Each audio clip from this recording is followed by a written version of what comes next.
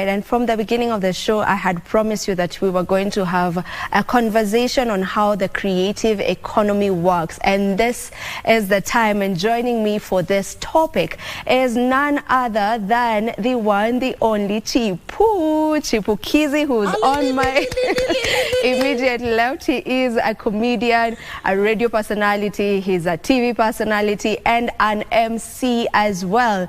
And on my far left is someone who is doing great things in the film industry in this country. If you mention the film industry, I don't think you would miss to mention the name Tosh Konga. Tosh Konga is a not music director, a film director extraordinaire. Tosh Konga, welcome to Good Morning Kenya. Thank you. You're doing well, both of you. And Tosh Konga is the guy with the money. He's the guy with the money. Sisi tumekuja kumsindikiza. Yes. Chocha. Otherwise, how are you? Very good. You're doing well? Kabisa, good to see you. Unajua tunakuonanga kwa TV. Hata mimi wanakuona kwa TV, imagine. Wewe ni mdogo, unajua. Toshi nikimaliza kudirect hizo ndio video tunaambiwa. Unaambiwa, do you get that? Because I get that all the time. When I meet someone in person, I go, "Ai, kumbe wewe ni mdogo hivi." As in TV na tuonyeshanga, what do you do with the lights and all? Why is it that we look Bibi yangu anakupenda sana wewe. Kwanza siku hizi hiyo kitu nasipendi huyo Katero. But it's a beautiful thing, you know. Nusema ni heri msanii ufanye kitu na upewe feedback. Hakuna haja ukue naonanga sana sisi Africans tukiwa na hii usanii ya what's up yo ya kujificha. Ya kutembea na mabouncer 39. You should be able to engage with the people that are supporting you. It's like ufungue duka na hakuna mtu ananoka. So I love it also. We're glad to have you on set. Chipukizi, you have a show right here on Channel 1. Yes. Chipukizi show. Yeah, so do you know that show is the #1 show in Kenya right now? Or that Chipukizi akitake over hii show. #1. Kenya. Chipukizi mimi nauliza maswali, sawa? Okay. All right, we begin with you, Tosh. Just where, I want you to take us a bit back on where your love for movies came from or started, or your earliest memories actually of movies. I think, and I said it before, I think you don't actually realize how your life is going to turn out as you grow up until you become what you become, and when you look back, you don't know now, actually this thing was always going to be there. For example, I went to boarding school when I was in class 5. Not long after that, I was in charge of the TV room. Class 5? Yeah, I was a manager for the TV common room in our dorm. High school, I was a drama chairman by the time I was in Form 3, Form 4. So you don't see that you are in the arts. You're just growing up. And then when I finished high school, I just wanted to do something that did not put me behind a desk. That's all I knew. Ile kazi nitapata, yani in square, yani inakaa kwenye 9 to 5. And so I thought, I had a neighbor who used to do work for EABL for marketing. So he was always on the move. I'm like, that's what I want to do, marketing. So nikaenda shule nikafanya marketing. And then as fate would have it, when I came from college, the internship I got was at production house. And that's how I got again back into the entertainment space. Started from the bottom. Nilikuwa na photocopy scripts. Those days hatukuwa na zile photocopy za siku hizi zinafanyanga 20 copies at a go. It was one by one. 100-page scripts, sijui times how many. Literally the whole day I'll be there just photocopy. Nasimamia machine. Mpaka leo nazichukia photocopy. Trauma. Yeah. And then I got to work on international productions. Nilikuwa natuma huko na walkie-talkie huko Kishaba in the sun. You spend the whole day in the sun. Tunakuwa tumetoka mbali. Usituonage tu. You know, you stand there with a walkie-talkie guarding animals. Kuna kitu huko. And you're a bit far, so you're scared, you know. If a lion comes, you don't know if the guys will get to you before that lion, you know. And that was a life, but we loved it, you know. I loved the process of filmmaking. I fell in love with it. I found myself enjoying the directing department even more. Those days we were not allowed around the director, so we were not even able to see on the monitors what they're shooting. So that was like a sacred haven. Until today, I try to break that. You know, when young upcoming filmmakers, I always invite them, come and see what we're doing. Yeah. You know, because I feel it actually affected how long it took for me to start directing, because it was such a shrine that I was so scared of, you know, attempting it. Yet I could have started much earlier. Yeah, so that's where your journey in the film scene began. Chipukizi, did you always know you were going to find yourself in the creative space? No, I think no. I think and comparing with him, I think you can tell. He said by class 5, he was a TV manager. Yeah. So he was in a school that had a TV. Hapo ndo tofauti inakuja. Class 5, my dear. Mzee alikuwa TV manager. Yeah. Mimi class 5.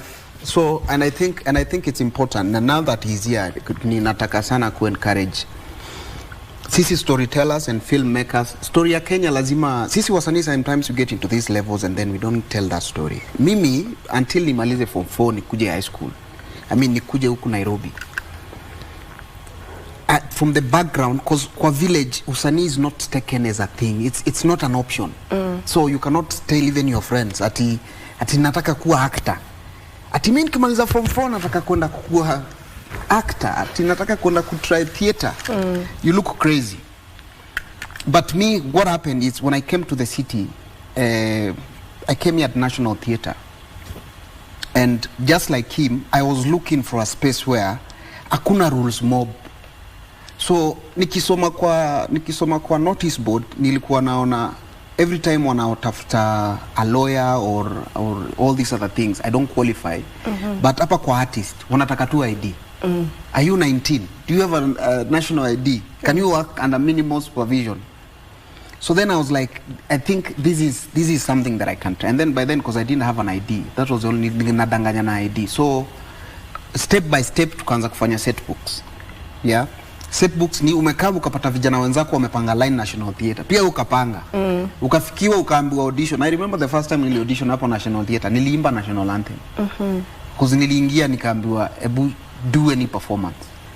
Then now I started acting set books. Do set book, go to high schools, go around the country. You're not, but you're young and you found something that you can do. Of course in high school umeact hizo vitu zote, but here you are now, you are 18. I mean umeanza kuona some direction. Hii kitu unaifanya na unalipa fare. Au ombi maadhedo. So you're like wow, then unaanza kulearn. It's a whole, I think our industry has a way of the story tells itself over time. Unapewa story ya Ojwang, unapewa story ya Churchill, so then unataka ku become more. And I think it's been like that for me. Day by day, from set book to being a roadshow MC to now coming back to theater to now trying stand-up comedy. And ideally nilikuwa nataka kufanya all that before, because maparu alikuwa anajaribu kunisomesha. So my mom wanted me to become a journalist. So she's paid money for me to study for that. But then again, me siko. So nina rush so much so that niweze ku hii time ya college ni muoneshe easy decisions nimemake ni right. So then that's how I find myself, because now when I did stand up, Caroline Mutoko saw me on TV and she called me for a job at Kiss FM. So now you see, just like that, it became a thing, and then now nikaona heaven. And I was like, yeah. I love it here. You love it here because the money, of course, was coming in. There's something that Tosh, you mentioned that you were you actually in your line of work right now, you are trying to break that thing of there's a gap between the directors of the show and the ones who are, you know, trying to learn, call them interns in the job. Just how important, or what is the importance of the creative space just going together as a group and allowing the ones who are also just coming up and trying to get into this thing that they're not sure of to see that, okay, we have people who are ahead of us and they're not gatekeeping? Yeah, to be honest, we're climbing a mountain, and I'll tell you why. For many years, this industry of the creative industry has been looked at as, I like to say, as a hobby. You know, it's never been taken seriously, and there've been serious ramifications because of that, and that's why we're in a space where we're struggling, because the average person, and even till now,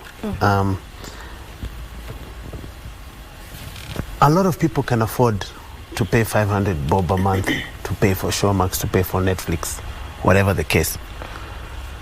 But they won't, because they don't believe in paying for music, they don't believe in paying for art, they don't believe, because of how over the years the culture of art has been downtrodden. And so we are fighting against that, to make people believe again that it's important for you, just as much as you pay for your doctor, you should pay for the art, for the entertainment you consume. You get, like in this country, no club can charge a door fee. You will not have people. People will not pay 1,000 shillings to enter a well-done, soundproofed, air-conditioned club, but they will spend 20,000 in that club buying drinks. So the culture is very warped, and it's because of a lifetime of stepping on it. So now we're kind of, removing the foot from our heads and saying, look, this is a serious industry and you have to respect it for that. And so it's, as that happens, we can no longer also afford to have young people taking 10 years to get where they should be. Young talent coming up, because of all the hurdles that they have to climb. And that's why I'm like, we need more capacity building. The more content that we can make, the more we can convince people to keep watching our own stuff, the better.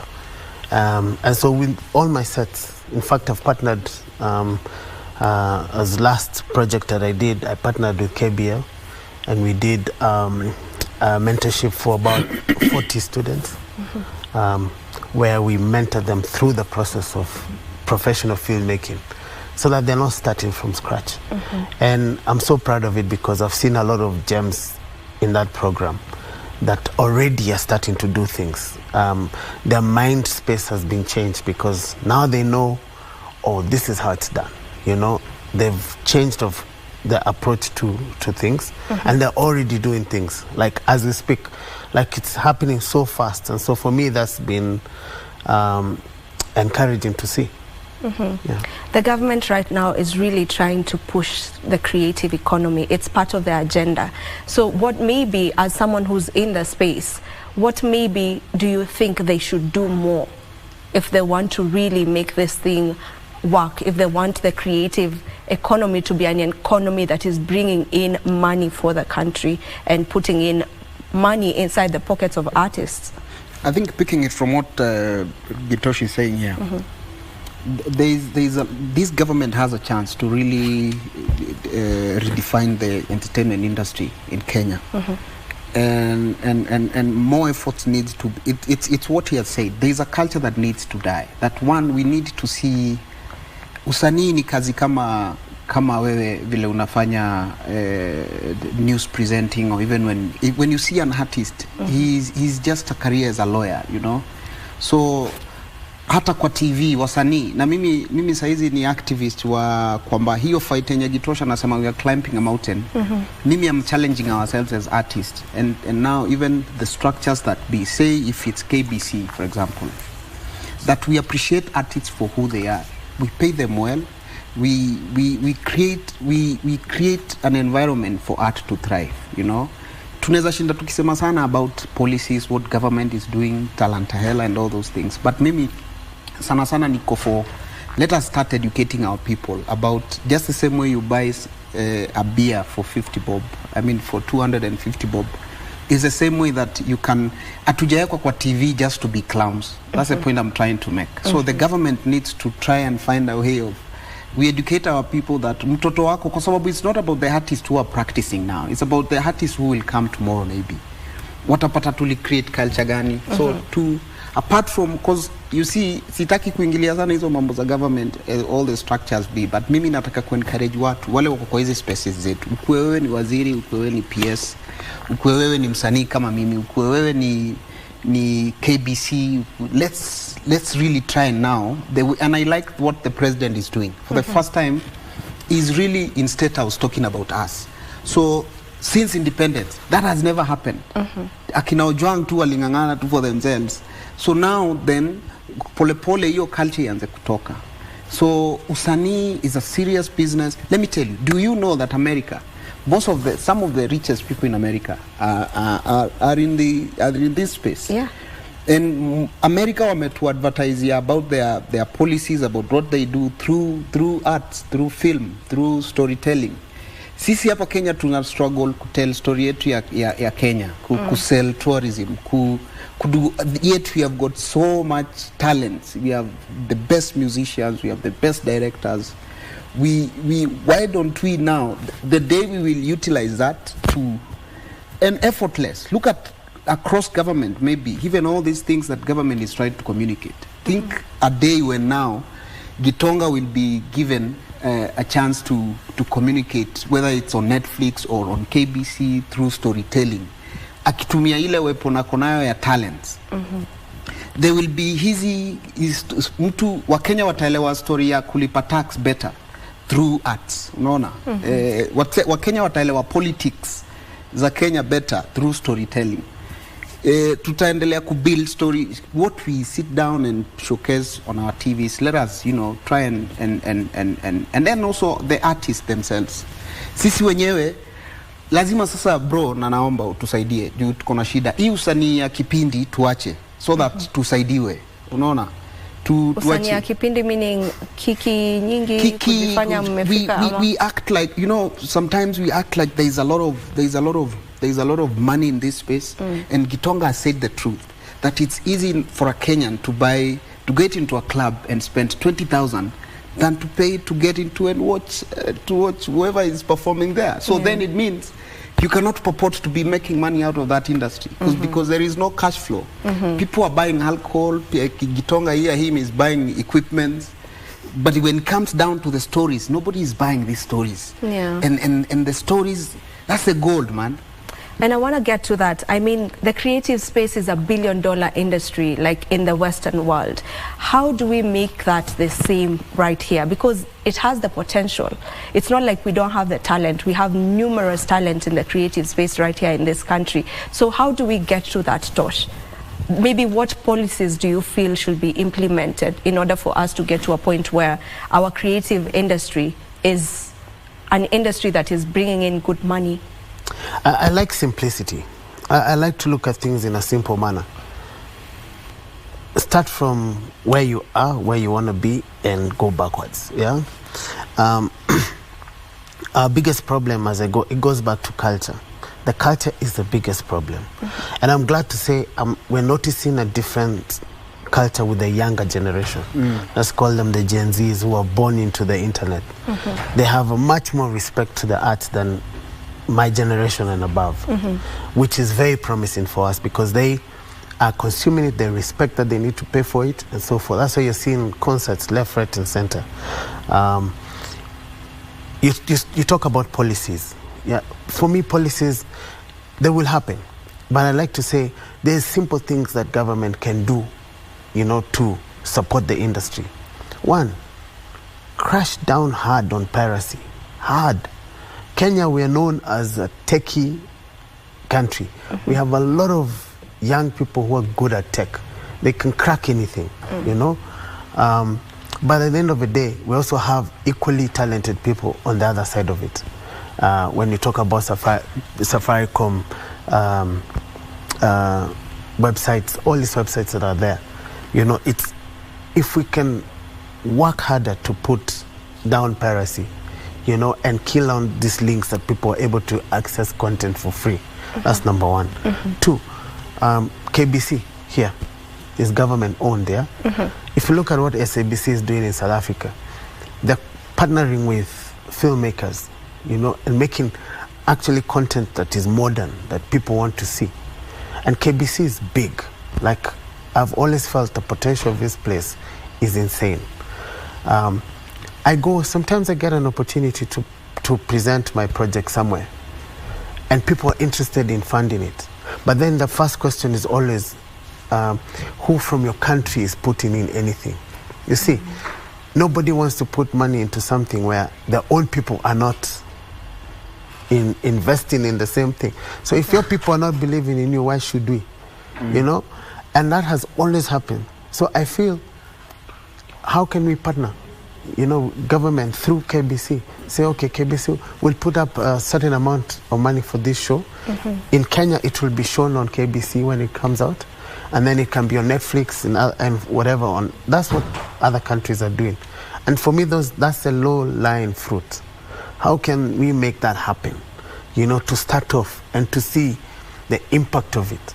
You know, when it comes out on KBC, this big show that is worldwide class, how is it received? You know, does it push the agenda forward? So such little things, movements, I think will be important. But as I say, charity starts at home. Nothing, if you're not, even you, if you're not investing in yourself, why do you expect people to invest in you? And I think I can add on to the same and say also maybe we need more structures. You know, for an artist to do a concert today here in Kenya, you must invest in sound system, you must invest in security, you must invest in a lot of things that has nothing to do with what you want to do. So also, slowly, if we can be able to build more structures, have more theaters, so that, because sometimes, you know, you want to showcase even a film.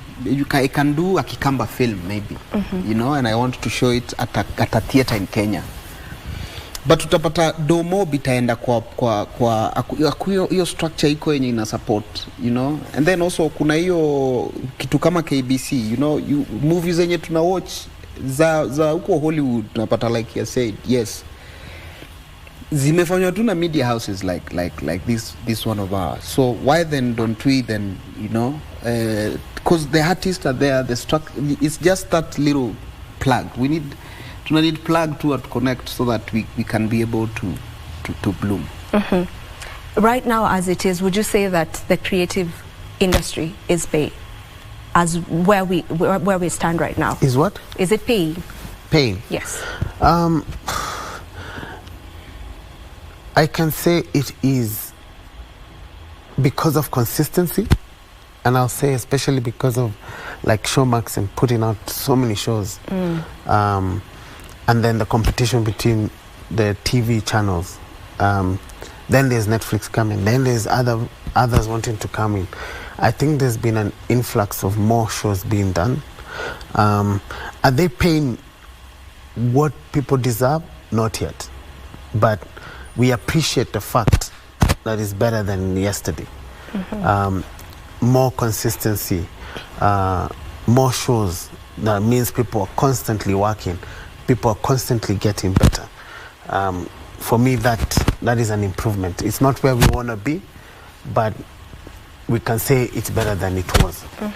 And I'm seeing more shows, or more Kenyan shows, getting into Netflix. I mean, just the other week we had the cast of Volume, which you have directed actually, right here, and they are the newest, I think, series from Kenya on Netflix. So it's a plus. We are headed somewhere, if you agree with me. Definitely. Yeah, we are headed somewhere. But I want to really echo what we are not there yet, but also, bro, I think also Sisi and all that we are in this space. Maybe also we can try and because I feel like for the longest time also there is this division between the African industry and this Hollywood industry, you know. So in as much as kuna hiyo consistency, I feel like we also need to start paying our Kenyan Kikuyu local artists also. I don't know what can happen, bro, but tutakuwa consistent sana, so that wacha hizi structures zikikama hapa Kenya saizi we are stable, yes, but kama wasanii in Hollywood wana make 10 million out of a stand-up special, wacha basi pia MCA Tricky pia hapa Kenya afanye the same, a showcase stand-up yake na make the same money. Hakuna haja afanye 10 special, make 1 million, and yet Kevin Hart You get my point? That ties back again to the culture. That ties to the business of film that we also have to look at. Netflix have no problem paying you the kind of money, but are they getting it back? That's a problem. And especially how do they Kenya, get it back? Yes. They get it back by subscriptions. And it goes back to what I spoke about culture. That I am able to pay comfortably 1,000 bob a month for my Netflix. But I'm not paying it just because I don't believe I need to pay. You get what I mean? And I know a lot of people, even my friends who I know are capable of paying that 1,000 and not feeling anything about it. But they won't pay it because it's a culture of not respecting the art that is in our DNA. That gap, eh? It's a very serious problem, by the way, Tosh, because now you see, here we are. We have Netflix here, and KBC maybe has got bigger reach than it, right? And yet, this is a platform that I need to access so that I succeed. And so that also our story is told all over the world. But then our people are not on this platform. Yeah. Yet again, you ask yourself, where are our people? Yeah, you find our people, and then you start that politics of that's when nasema lazima hii usanii ya kipindi pia sisi artists tusipige, so that we have an honest conversation. There was a time I wanted to do a stand-up special with Showmax. I think me and Eric, we were among the first people to be approached by Showmax to have a stand-up special. And it was a beautiful conversation to have, but you realize that, you know, Showmax was looking for that value. Chipunda kupea hii pesa, but wase wako, and how am I guaranteed that wase watawatch hapa? And yet, maybe ukipea na example, maybe na Chipukizi show for example, nikiweka hapa wase wana watch. So kwa nini wase na Netflix iko tu kwa nyumba kama kwa kila you get? So we need to crack that. So maybe do we need to put the right people, by the right people I mean maybe, and tell the right stories. The Samidos of this world, people follow them where they are. The Captain Otoyo of this world, people follow them where they are. I feel like the Mali Tunatuasa, for the first time now we see him bringing out new energy, you know, like the people at Volume. Those, I'm telling you that most of us have watched it because of what you did. So we need more of that. We need more of that. Now we need to be honest with our people, tuambiane, so that nilikuwa nasema juzi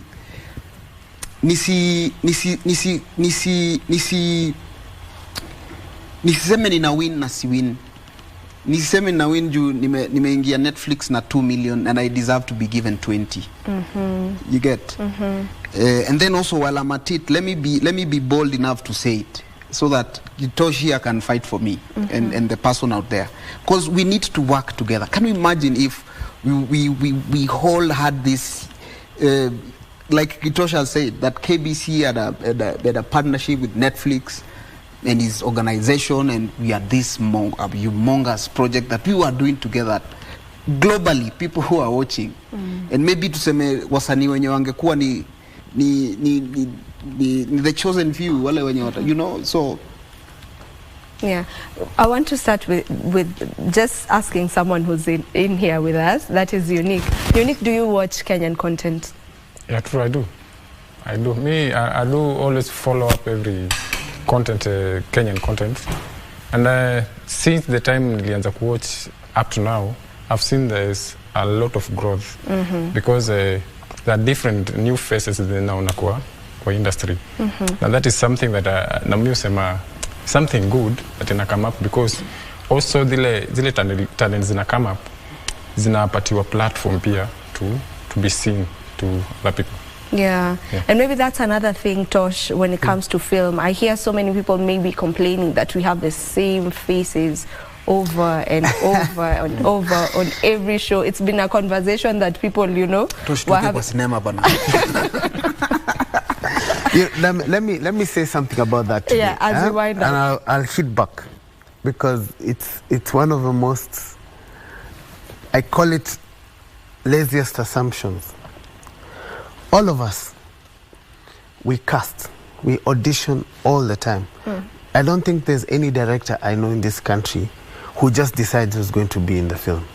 You know, that is a person your cast is your most important asset. You can't just pick them. I call you and I've given you a part. You may have an idea of who's good at it, yeah, and you're still going to audition. For example, Disconnect with Kate Actress, Pascal. I had an idea that I wanted, you know, who I wanted in the movie. But they still came for auditions. Kate Actress came for auditions. Because I needed to see her play the part, because she's not playing Kate Actress. Anacheza mtu mwingine. So I needed to see, does she fit? You know, and there were other people who tried for the role. And what I've noticed nowadays, and I'll say it here, napata a lot of artists wananitumianga message kwa DM, I want to be an actor. You don't check where auditions are happening. Yeah. You're not following up on, you know, what's happening in the industry. Unajua tu ndo director namtumia DM. I want to be an actor. I'm being asked, we need to wind up because of time, but I'm sure this is a conversation that we need to have over and over and over again, because we want this creative space to get to a point where someone can proudly say, I want to become an actor, when asked what do you want to become, and no one will be like, actor, you know. We want to get to that point. Thank you so much, Chipukizi. Thank you so much, Tosh, for joining in on this conversation. I hope when you call you back, mtakuja. Mtarudi, so that you continue talking about this. Thank you so much to each and every one of you who has been tuning in. This is where we call it a wrap. Right here on Good Morning Kenya Entertainment Thursday. My name is Vivian Dagwa. Do enjoy the rest of your viewing.